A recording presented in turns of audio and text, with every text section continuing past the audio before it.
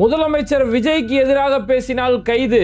பாஜக அரசியலை கையில் எடுத்திருக்கும் தாவேகா. விவசாய கடனை ஏற்றாரா விஜய்? ஏமாந்து நிற்கும் அப்பாவி விவசாயிகள். பத்திரிகையாளர்களிடம் சிக்கிய ஸ்ரீநாத். கேள்வி கேட்க ஆரம்பித்திருக்கும் பொதுமக்கள். மீண்டும் தவறான தகவலை வெளியிட்டிருக்கும் அமைச்சர் செங்கோட்டையன். வீடியோவை அளித்திருக்கும் குட்டி மியாவ் விரைவில் கைதாவது உறுதி. காங்கிரஸ் செய்யும் கீழ்த்தரமான அரசியல் அம்பலப்படுத்திய ஸ்ரீநிதி. இது மாதிரி இன்னைக்கு அரசியலில் நடக்கக்கூடிய பல்வேறுபட்ட செய்திகளையும் அதோடைய உண்மைத்தன்மையும் வீடியோ ஆதாரங்களையும் தான் இந்த வீடியோவில் பார்க்க போகிறோம். அதுக்கு முன்னாடி யாரெல்லாம் பேட்டை டிவியை சப்ஸ்கிரைப் பண்ணாமல் பார்க்குறீங்களோ அவங்க மறக்காமல் சப்ஸ்கிரைப் பண்ணிவிட்டு இந்த வீடியோக்களை உங்கள் நண்பர்களுக்கு அதிகமாக ஷேர் செய்யுங்க. மிஸ்டர் பர்ஃபெக்ட் எக்ஸ்ட்ரா கோல்டு திருமணமான ஆண்களுக்கு திருப்பு முனையை ஏற்படுத்தும் ஹலாலான இயற்கை வியாகரா. 60,000க்கும் மேற்பட்ட திருப்திகரமான வாடிக்கையாளர்கள், 500க்கும் மேற்பட்ட வாடிக்கையாளர்களுக்கு குழந்தை வரமும் கிடைத்துள்ளது. வயதான பலகினமா, சுகர் பலகினமா, இனி கவலை வேண்டாம். உங்கள் இல்லறம் நல்லறமாக அமைய உடனே ஆர்டர் செய்யுங்கள். மேலும் விவரங்களுக்கு கீழுள்ள எண்ணை அணுகுங்கள். இன்னைக்கு அரசியல்ல ரொம்ப பரபரப்பா இருக்கக்கூடிய செய்தி, விஜய்க்கு எதிராக பேசினா கைது செய்வீங்களா அப்படிங்கிற ஒரு கேள்விகள் நேரத்தில் அப்போ இங்கே தாவேகா கட்சியில் ரொம்ப அவதூறா அசிங்கமாக தரக்குறைவாக பேசுகிறாங்களே, இவங்கெல்லாம் எப்போ சார் கைது செய்வீங்க அப்படின்னு சொல்லி மக்கள் மத்தியிலேருந்து பரவலான கேள்விகள் எல்லாம் ஆரம்பிச்சிருக்குது. இந்த கேள்விகளுக்கு முன்னாடி இன்னைக்கு முக்கியமான ஒரு கேள்வி முதலமைச்சர் விஜய் நோக்கி கேட்கக்கூடிய கேள்வி என்னன்னா, விவசாய கடன் விஷயத்தில் விஜய் முறையாக நடந்துக்கிட்டாரா? ஆனால் இன்னைக்கு விஜய்க்கு எதிராக விவசாயிகள் ஜூன் 1ஆம் தேதி பெரிய அளவிலான போராட்டம், மாநிலம் முழுக்க போராட்டம் நடத்துகிற அறிவிச்சிருக்கிறாங்களே. அப்போ அந்த கடன் தள்ளுபடின்னு சொல்கிறாங்களே, ஏன்னா இன்ஸ்டாகிராமில் இன்றைக்கி வீடியோக்கள் எப்படி பரப்புறாங்கன்னா, ஐயோ அண்ணா ஆட்சிக்கு வந்தோடனே விவசாயிகளுடைய கடன் 50,000 வரைக்கும் தள்ளுபடி பண்ணிட்டாரு, இது வரைக்கும் யாராவது இப்படி செஞ்சுருக்கிறாங்களா அப்படி இப்படி சொல்லி இதுக்குமே பிஜிஎம் போட்டு ரீல்ஸ் போட்டு பில்டப் கொடுத்துட்டு இருக்கிறாங்க. ஆனால் இங்கே விவசாயிகள் பெரிய அளவில் ஏமாற்றப்பட்டிருக்கிறாங்க, விவசாயிகள் நம்பிக்கை துரோகம் செய்யப்பட்டிருக்கிறாங்க அப்படின்னு சொல்லி இன்னைக்கு விவசாயிகள் போராட்டத்தை கையில் எடுத்திருக்கிறாங்க. ஏன்னா விஜய் அவருடைய தேர்தல் பிரச்சாரத்தை சந்திக்கக்கூடிய நேரத்தில் அவர் சொன்ன வாக்குறுதி என்ன தெரியுமா? அவங்களுடைய தேர்தல் வாக்குறுதிகள். அதில் பொருள் 5 அப்படிங்கிறதுல அதுக்கு அவங்க ஒரு தலைப்புமே வைக்கிறாங்க. விவசாயிகள், விவசாய கூலி தொழிலாளர்கள் மற்றும் மீனவர் நலன் அப்படிங்கிற தலைப்பின் அடிப்படையில் விவசாயிகளின் கடன் தள்ளுபடி. நம்பர் 1, விவசாயிகளின் கடன் தள்ளுபடி. 5 ஏக்கர்களுக்கு குறைவாக வைத்திருக்கக்கூடிய விவசாயிகள் கூட்டுறவு வங்கியில் பயிர்க்கடன் வாங்கிய போது அந்த பயிர்க்கடன் முற்றிலுமாக தள்ளுபடி செய்யப்படும். 5 ஏக்கருக்கு குறைவாக எந்தெந்த விவசாயிகள்லாம் நிலம் வச்சிருக்கிறாங்களோ அவங்களுடைய பயிர்க்கடன் கூட்டுறவு வங்கியில் வாங்கின கடன் ஒட்டு மொத்தமாக தள்ளுபடி செய்யப்படும். 5 ஏக்கருக்கு மேலே யாரெல்லாம் விவசாயிகள் வச்சிருக்கிறாங்களோ அந்த விவசாயிகளுடைய கடன் 50% கடன் தள்ளுபடி செய்யப்படும் அப்படின்னு சொல்லி ஒரு வாக்குறுதி கொடுத்தாங்க. இந்த வாக்குறுதியுமே சரி, ஒரு சினிமாவில் நடிச்சிருக்கிறாரு, இவர் ஏதாவது ஒன்று செய்வார், புதுசாக ஏதாவது செய்வார் அப்படின்ற அடிப்படையில் பல பேர் நம்பி வாக்கு அளித்தாங்க, ஓட்டு போட்டாங்க. ஆனால் இன்னைக்கு ஆட்சி பொறுப்புக்கு வந்த பிறகு பயிர்க்கடன் தள்ளுபடின்னு சொல்லி ஒரு அறிவிப்பு கொடுக்குறாங்க. அந்த அறிவிப்பை பார்த்தோம்னா 50,000 வரைக்கும் தள்ளுபடி அப்படின்றாங்க. சரி, அந்த 50,000 ஆச்சும் முறையான தள்ளுபடியாக இருக்கா அப்படின்னு சொல்லி அந்த நியூஸை நம்ம உள்ள டெப்த்தாக போய் தேடி போய் பார்க்கும்போது எந்த விவசாயிகள் 50,000 வரைக்கும் கடன் வாங்கியிருக்காங்களோ, 49,999 ரவுண்டு 50,000 வரைக்கும் யாரெல்லாம் கடன் வாங்கியிருக்கிறாங்களோ அவங்களுக்கு 50% தள்ளுபடி. அதாவது குறு விவசாயிகளாக இருந்தால் அவங்களுக்கு 50,000 தள்ளுபடி. அதுவே அவங்க சிறு விவசாயிகளாக இருந்தால் 50% 25,000 தள்ளுபடி அப்படின்னு தான் இங்கே அறிவிச்சிருக்கிறாங்க. சரி, 50,000 ரூபாய்க்கு மேலே இருந்தால் அவங்க சிறு விவசாயியோ குறு விவசாயியோ, அதாவது குறு விவசாயியோ என்ன அர்த்தம் அப்படின்னா, யாருக்கெல்லாம் ஒரு விவசாயி 1 ஹெக்டர் நிலம், 1 ஹெக்டருங்கிறது 2.5 ஏக்கர் வரும், 2.5 ஏக்கர் அளவுக்கு நிலம் யார் வச்சிருக்காங்களோ அந்த விவசாயிகள் குறு விவசாயிகள். 2.5 ஏக்கருக்கு மேலே 5 ஏக்கர் வரைக்கும் யார் வச்சிருக்கிறாங்களோ அவங்க சிறு விவசாயிகள் அப்படின்னு சொல்லப்படும். அதுக்கு மேலே 5 ஏக்கருக்கு மேலே இருக்கக்கூடிய விவசாயிகள் நடுத்தர விவசாயிகள், பகுதி நடுத்தர விவசாயிகள், பெரிய விவசாயிகள் சொல்லி அவங்களோட நிலங்களுக்கு ஏற்ற மாதிரி கணக்கிடப்படும். அப்போ இந்த சிறு குறு இதுதான் ஒரு கணக்கு போட்டிருந்தது. அப்போ இப்போ வெளியிட்டு இருக்கக்கூடிய அரசாணை என்ன அப்படின்னா, 50,000 ரூபாய்க்கு மேலே 51,001 ரூபாய்க்கு கடன் வாங்கியிருந்தா கூட, 51,001 ரூபாயிலேருந்து 60,000 வரைக்கும் கடன் வாங்கியிருந்தா குறு விவசாயியாக இருந்தால் 40,000 ரூபாய் தள்ளுபடி, சிறு விவசாயிக்கு 20,000 தள்ளுபடி அப்படின்னு அறிவிச்சிருக்காங்க. அதுவே 60,001 ரூபாய் 60,001 ரூபாயிலேருந்து 70,000 வரைக்கும் கடன் வாங்கியிருந்தீங்கன்னா உங்களுக்கு 30,000 வரைக்கும் உங்கள் கடனில் தள்ளுபடி, சிறு விவசாயிகளுக்கு 15,000 ரூபாய் தள்ளுபடி அப்படின்றாங்க. 70,001 ரூபாய்க்கு மேலே கடன் வாங்கிருக்கீங்க, 70,001 ரூபாயிலேருந்து 80,000 வரைக்கும் கடன் வாங்கியிருந்தீங்கன்னா உங்களுடைய கடனில் குறு விவசாயிகளுக்கு 20,000 ரூபாய் தள்ளுபடி, சிறு விவசாயிகளுக்கு 10,000 ரூபாய் தள்ளுபடி. 80,000 மேலே 80,001 ரூபாயிலிருந்து 90,000 வரைக்கும் யாராவது கடன் வாங்கியிருந்தாங்கன்னா குறு விவசாயிகளுக்கு 10,000 ரூபாய் தள்ளுபடி, சிறு விவசாயிகளுக்கு 5,000 ரூபாய் தள்ளுபடி. 90,000 ரூபாய்க்கு மேல கடன் வாங்கியிருக்காங்க. 90,001 ரூபாயிலிருந்து 1,00,000 ரூபாய் வரைக்குமோ அல்லது அதற்கு மேலே யாராவது கடன் வாங்கியிருந்தா அவங்க சிறு விவசாயியா இருந்தாலும், குறு விவசாயியா இருந்தாலும், பெரிய விவசாயியா இருந்தாலும் 5,000 ரூபாய் அவங்க கடன்ல தள்ளுபடி அப்படின்னு சொல்லி. அப்போ இந்த 5,000 ரூபாய் கடனை தள்ளுபடி செய்யறதுக்கு தான் இவ்வளவு பெரிய பில்டப். அதுக்கு பக்கமா டைலாக்கு, பஞ்சு டைலாக்கு எல்லாம் பேசிட்டு வந்தீங்களா? ஏன்னா இன்னைக்கு யாரும் 50,000 வரைக்கும் கடன் வாங்க மாட்டாங்க. விவசாயிகள் பயிருக்காக வாங்கக்கூடிய கடன், அவங்களுக்கு இருக்கக்கூடிய கடன் சுமையை பற்றி எல்லாருமே 50,000 ரூபாய்க்கு மேலே தான். அது குறு விவசாயியாக இருந்தாலுமே 50,000 ரூபாய்க்கு மேலே தான் கடன் வாங்குவாங்க. அப்போ அவங்களுக்கு நான் வந்தா உங்களுக்கு நீங்கள் 5 ஏக்கர் கீழே வச்சிருந்தீங்கன்னா ஒட்டுமொத்தமாக கடன் தள்ளுபடி. விஜய் மேடையில் பேசினாரு. அந்த பேப்பரை பார்த்து தான் படிச்சாரு. அவர் மனப்பாடம் பண்ணி கூட பேசல. பேப்பரை பார்த்து படிச்ச வீடியோ இன்னைக்கு அந்த வீடியோ இருக்குது. அந்த வீடியோவில் அவர் பேசுறாரு. விவசாயிகள் அந்த வீடியோக்கு ஒரு தலைப்பு சொல்றாரு. உழவன் உள்ளம் மகிழும் திட்டம் அப்படின்னு சொல்லி ஒரு அறிவிப்பு கொடுத்துட்டு 5 ஏக்கர் கீழே யாரெல்லாம் வச்சிருக்கீங்களோ சிறு குறு விவசாயிகள் உங்களுடைய கடன் முழுசா தள்ளுபடி செய்யப்படும் அப்படின்னு சொல்லி டெல்டா மாவட்டங்களில் போய் இப்பேற்பட்ட அறிவிப்பு கொடுத்தாரு. ஆனால் இப்படியெல்லாம் அறிவிப்பு கொடுத்துட்டு இன்னைக்கு உங்களுக்கு நீங்கள் சிறு விவசாயிகளுக்கு 10,000, இவங்களுக்கு 5,000, இவங்களுக்கு 30,000, இவங்களுக்கு 20,000 சொல்லி இப்பேற்பட்ட அறிவிப்புகள் மட்டும்தான் கொடுக்குறாங்க. அப்போ கடன் முற்றிலும் தள்ளுபடி அப்படின்னு சொன்னது இங்கே நிறைவேற்றப்படவில்லை. அது அவங்க நம்பி அவங்களுடைய நம்பிக்கையை நிறைவேற்றாத அளவில் தான் இன்னைக்கு இவருடைய வாக்குறுதி இருந்திருக்குது. அதே மாதிரி பெரிய விவசாயிகளுக்கு 5 ஏக்கருக்கு மேலே வச்சிருக்கக்கூடிய விவசாயிகளுக்கு 50% வரைக்கும் உங்களுக்கு தள்ளுபடின்னு சொன்னாங்க. அதை நம்பி பெரிய விவசாயிகள், அது 5 ஏக்கருக்கு மேலே பெரிய அளவில் நிலம் வச்சிருக்கக்கூடிய விவசாயிகள் கூட இவங்களுக்கு ஆதரவு தெரிவித்தாங்க.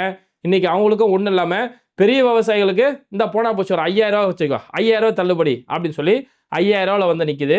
அப்போ நாங்கள் நம்பி ஏமாந்துருக்கிறோமே, நீங்கள் கொடுத்த வாக்குறுதி நம்பியில் வாக்களித்தோம், இன்னைக்கு நாங்கள் பெரிய அளவில் நம்பிக்கை துரோகம் செய்யப்பட்டிருக்கோமே சொல்லி தான் விவசாயிகள் பெரிய அளவிலான போராட்டங்கள் அறிவிச்சிருக்கிறாங்க. இது ஏதோ விவசாயிகள் மத்தியிலேருந்து இந்த எதிர்ப்பு வரலை, தாவேகா கட்சிக்குள்ள இருந்தும் முதல் எதிர்ப்பு வர ஆரம்பிச்சது. அங்கேயுமே சிந்திக்கக்கூடிய ஒரு நபர் இருக்கிறாரு அப்படிங்கிறத பார்க்க சந்தோஷமா இருக்கு. தாவேகா கட்சியோட திருவண்ணாமலை தொகுதியோட ஒரு வேட்பாளராக அறிவிக்கப்பட்டவர் தான் அருள் ஆறுமுகம். அவர் வந்து இப்போ ஒரு ட்விட்டர்ல ஒரு பதிவே ஒன்று போட்டிருக்கிறாரு. முடியாது, முட்டு கொடுக்க முடியாது அப்படின்ட்டு. இந்த அளவுக்கு அப்பட்டமா ஒரு வாக்குறுதி கொடுத்துட்டு அதை இப்படியெல்லாம் மீறுற மாதிரி கொஞ்சம் கூட சம்மந்தமே இல்லாமல் ஒரு திட்டத்தை நிறைவேற்றுறீங்களே, இதுக்கெல்லாம் என்னால் முட்டு கொடுத்துட்டு இருக்க முடியாது, இது விவசாயிகளுக்கு செய்யக்கூடிய மிகப்பெரிய ஒரு துரோகம் அப்படிங்கிறத அருள் பதிவு செய்கிறாரு. வாக்குறுதி நீங்கள் வந்து விஜய் நீங்கள் வந்து வாக்குறுதி தரல, நீங்கள் உத்தரவாதம் கொடுத்தீங்க, நான் விவசாயிகளுக்கு இதை செஞ்சு தருவேன்னு சொல்லி ஒரு உத்தரவாதம் கொடுத்தீங்க, நீங்கள் வாக்குறுதி தரல, அதனால கொடுத்த வாக்குறுதியை எக்காரணத்துக்கு கொண்டு நீங்கள் மறுக்கக்கூடாது. உங்களுக்கு வந்து விவசாயத்தை பற்றி எதுவுமே தெரியாது. அவர் இந்த வார்த்தையை பயன்படுத்துறாரு. உங்களுக்கு விவசாயத்தை பற்றி எதுவுமே தெரியாது. உங்களுக்கு சில IAS அதிகாரிகள் எழுதி கொடுக்குறாங்கல்ல, அவங்களுமே புரிதல் இல்லாமல் முறையான விஷயத்தை எதுவுமே உங்களுக்கு எழுதி கொடுக்கல. அவங்க அந்த IAS அதிகாரிகள் உங்களுக்கு எழுதி கொடுத்ததால ஒரு தவறாக எடுக்கப்பட்ட ஒரு முடிவு. இப்போ ஏற்பட்ட தவறான முடிவு எடுத்தீங்கன்னா தாவேகாவுக்கு மக்கள் என்ன நம்பி வாக்களிச்சாங்களோ அந்த நம்பிக்கையை நம்ம மீறுற மாதிரி இருக்கும், இது நம்மளுடைய பெயர் கெட்டு போறதுக்கு காரணமா இருக்கும் அப்படின்னு தாவேகாவுடைய ஒரு வேட்பாளரே இனி என்னால் இதுக்கெல்லாம் முட்டு கொடுக்க முடியாது அப்படின்ற ஒரு அறிவிப்பை கொடுத்துருக்குறாங்க. உள்கட்சியிலிருந்தே எதிர்ப்பு வர ஆரம்பிச்சது.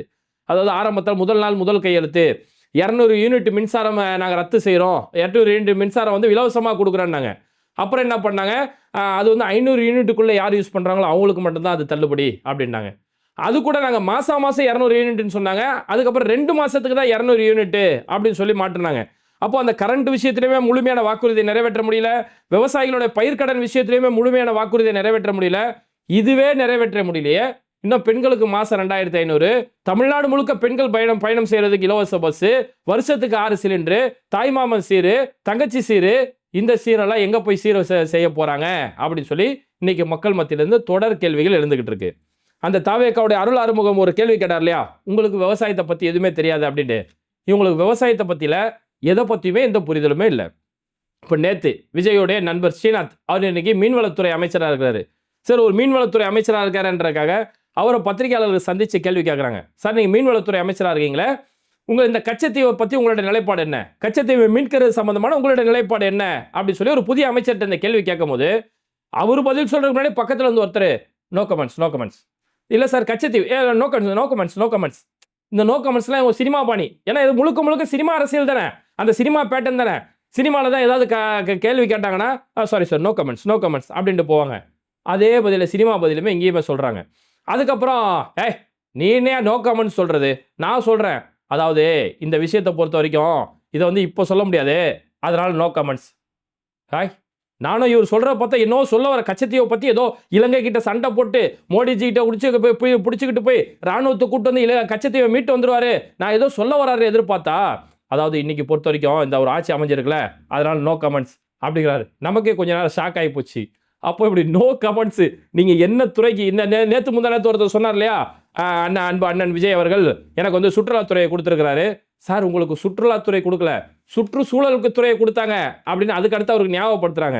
அப்ப தனக்கு என்ன பொறுப்பு கொடுக்கப்பட்டிருக்கு, என்ன துறை கொடுக்கப்பட்டிருக்கு, உங்களோட துறைக்கு நீங்க என்ன செய்வீங்கன்னு கேட்டா கூட அதுக்கே முறையான பதில் சொல்ல தெரியாத அளவுக்கு தான் இவங்களோட நிலைமைகள் இருக்கு.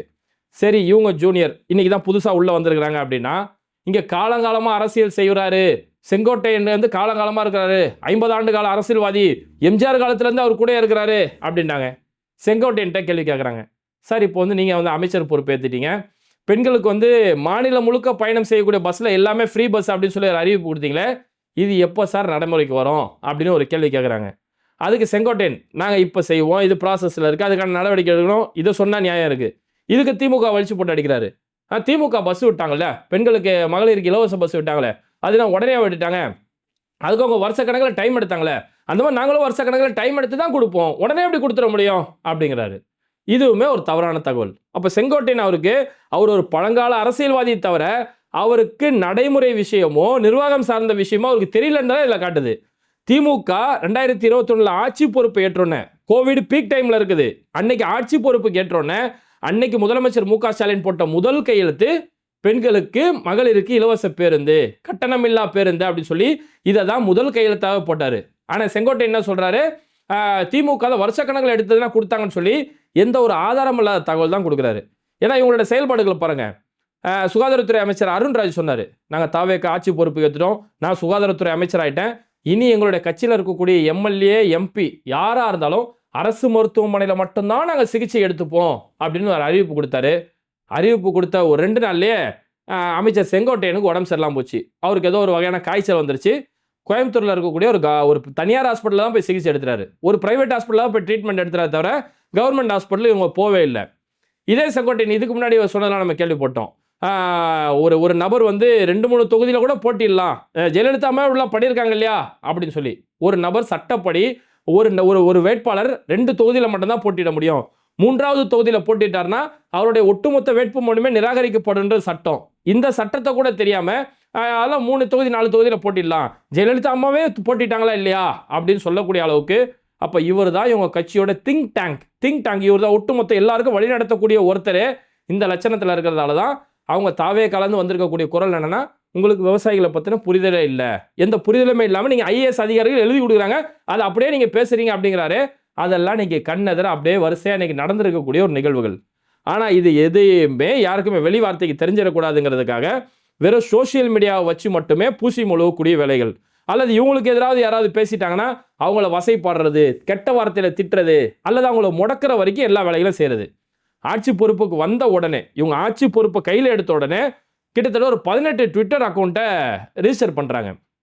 சைபர் கிரைம் போலீஸ் மூலிமா ஒரு 18 ட்விட்டர் அக்கௌண்ட்டு, ஸ்பார்க் நியூஸு, மாரிதாஸு, இந்த மாதிரி பல அக்கௌண்ட்டுகள், பல ட்விட்டர் அக்கௌண்ட் எடுத்து இவங்களாம் தாவேக்காவுக்கு எதிராக பேசுனாங்க அப்படி இப்படின்னு சொல்லி ஒரு ரிப்போர்ட் கொடுத்து இவங்களோட அக்கௌண்ட்டே முடக்கணும் அப்படிங்கிற அளவுக்கு சைபர் கிரைம் மூலிமா ஒரு கேஸ் ஃபைல் பண்ணாங்க. அப்புறம் அந்த கேஸ் நீதிமன்றத்துக்கு போகுது. சென்னை உயர்நீதிமன்றத்துக்கு நீதிபதி செந்தில்குமார், நீதிபதி விக்டோரியா மகாராணி இவங்களுடைய கைக்கு அந்த கேஸ் போனோன்னே, ஒரு கருத்து சுதந்திரன்றது முக்கியம். ஒரு அரசு இருக்குன்னா அரசு நோக்கி கேள்வி கேட்கறது இயல்பு, அதுதான் கருத்து சுதந்திரம். இந்த கருத்து சுதந்திரத்தை நீங்கள் முடக்கினா எப்படி? ஒருத்தர் நையாண்டியாக கேள்வி கேட்குறான், ஒரு காமெடியாக ஒரு மீம்ஸ் போட்டு நையாண்டியாக கேள்வி கேட்குறாங்க அப்படின்னா அது அவனுக்கான கருத்து சுதந்திரம். இந்த கருத்து சுதந்திரத்தை முடக்கிறத ஒருபோதும் தடுக்க முடியாது சொல்லி அந்த கேஸை தள்ளுபடி செஞ்சு விட்டுட்டாங்க. அப்போ அப்பேற்பட்ட நிலைமை, இவங்களுக்கு எதிராக யாருமே பேசிடவே கூடாது அப்படின்னு சொல்லி ஒரு செயல்பாடுகளை கையில் எடுக்கிறாங்க. நேற்று கூட பார்த்தோம்னா ஒருத்தர், அவர் பேர் ஜேம்ஸ், திருநெல்வேலியை சேர்ந்தவர்னு நினைக்கிறேன், அவர் இன்ஸ்டாகிராமில் வீடியோ போட்டுட்டு இருக்கிறாரு. அவர் என்ன பண்ணுறாரு, முதலமைச்சர் விஜய் வந்து தரக்குறைவாக பேசிட்டாரு. ஆனால் உண்மையாகவே இப்படி தரக்குறைவாக பேசுறது ஒருபோதும் ஏற்றுக்க முடியாது. அவர் வந்து முதலமைச்சர் விஜய் வந்து அந்த மகனை இந்த மகனை சொல்லி ரொம்ப கெட்ட வார்த்தைகளை பேசி அவர் வீடியோ போடுறாரு. அது மூலிமா ரீச் கிடைக்குதுன்றதால தொடர்ந்து அந்த கெட்ட வார்த்தையில பேசுறதே ஒரு வழிமுறையாக செஞ்சு வீடியோ போட்டு இருக்கிறாரு. இதை ஒருபோதும் ஏற்றுக்க முடியாது. இந்த மாதிரி பேசினா கண்டிப்பாக நடவடிக்கை எடுத்தாகணும்.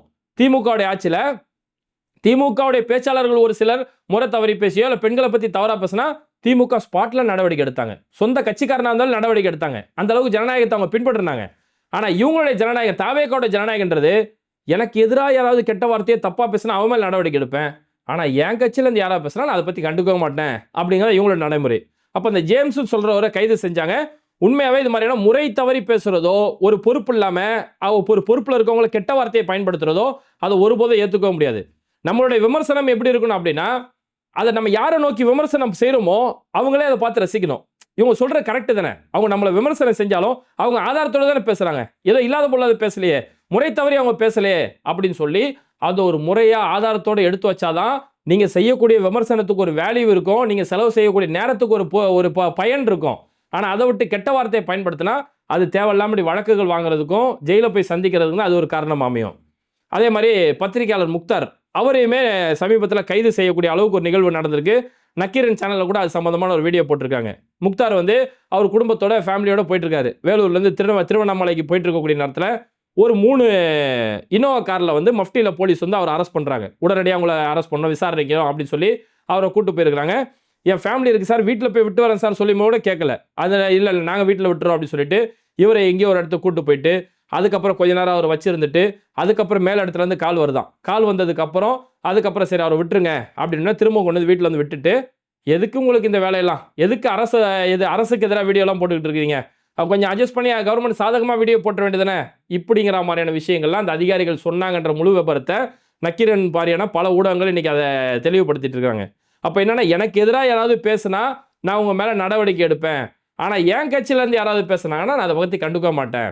ஏன்னா தொடர்ந்து இந்த தாவேக்காலேருந்து வரக்கூடிய கமெண்ட்ஸை பாருங்கள், அவங்க போடக்கூடிய பதிவுகள், இன்ஸ்டாகிராமில் அவங்க போடக்கூடிய வீடியோக்கள், அபாண்டமான கருத்துக்கள் எல்லாமே போய்.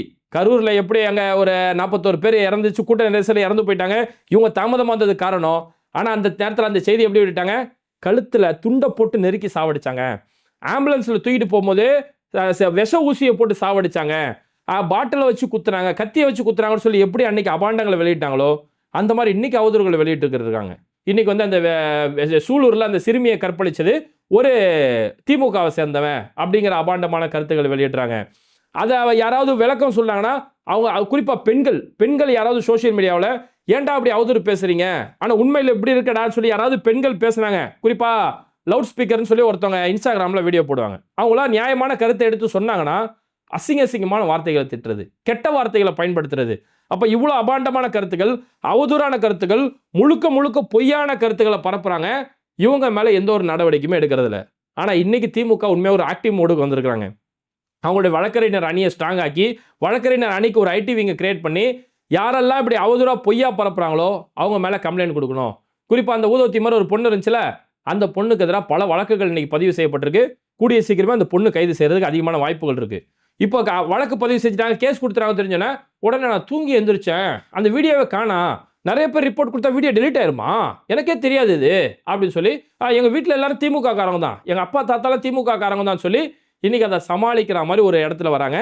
திமுக ஸ்ட்ராங்காக சொல்லிட்டாங்க, யாராவது இது மாதிரி அவதூறு பரப்புனீங்க அப்படின்னா உடனடி உங்கள் மேலே நடவடிக்கை எடுக்கப்படும்.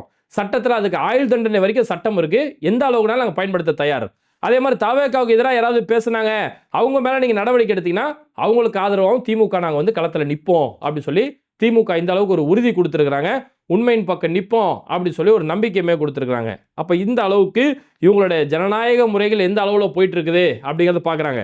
ஏன்னா இவங்களுக்கு இந்த சோஷியல் மீடியாவை தாண்டி வேறு எதுவுமே தெரியாதால தான் இன்னைக்கு ஈசிஆரில் மக்கள் இறங்கி போராட்டம் பண்ணுறாங்க. எங்களுக்கு கரண்ட் இல்லை, ஒரு கட்டத்தில் முதலமைச்சர் விஜய் வீடு இருக்கக்கூடிய பகுதியில் போய் சுற்றி வளைக்கிறாங்க மக்கள், நாங்கள் கரண்ட் இல்லை, 4 மணி நேரமாக கரண்ட் இல்லை, 6 மணி நேரமாக கரண்ட் இல்லைன்னு சொல்லி முதலமைச்சர் விஜயோட வீடு கிட்ட போய் மக்கள் போய் போராட்டம் பண்ணுற அளவுக்கு, முதலமைச்சர் வீடை முற்றுகையிடக்கூடிய அளவுக்கு மக்கள் இன்னைக்கு சாலைகளில் இறங்கி போராட்டம் பண்ணக்கூடிய அளவுக்கு தான் இன்னைக்கு இவங்க இருக்கக்கூடிய நிர்வாக கட்டமைப்பை இந்த லட்சணத்தெல்லாம் கொண்டு போயிட்டு இருக்கிறாங்க.